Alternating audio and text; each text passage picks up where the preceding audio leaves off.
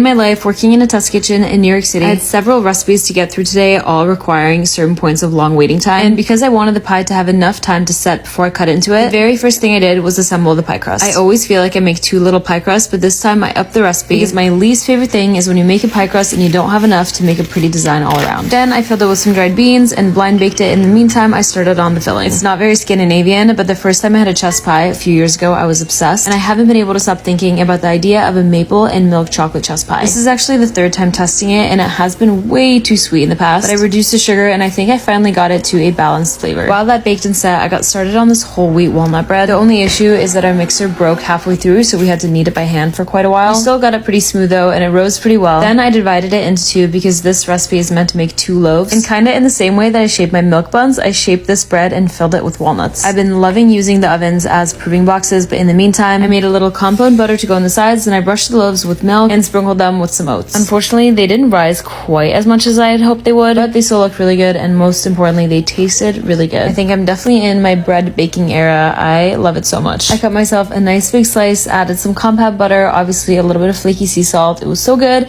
so soft. You see here, I couldn't resist but squishing the inside. Then finally, the pie was done. It had set for a little bit. It had already gone for its photo shoot here, so that's why there's a slice missing. Unfortunately, I don't think I mixed the eggs in well enough, but it was still delicious.